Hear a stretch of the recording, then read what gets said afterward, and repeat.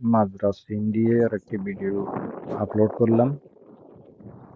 যাদের মাদ্রাজ সিন দেখে ভালো লাগে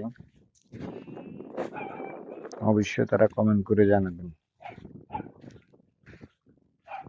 গন্তব্য থেকে প্রায় 70 কিলোমিটার দূরে, নির্জন পরিবেশ, খোলা জায়গা, চারিদিকে শুধু পাহাড় আর পাহাড়।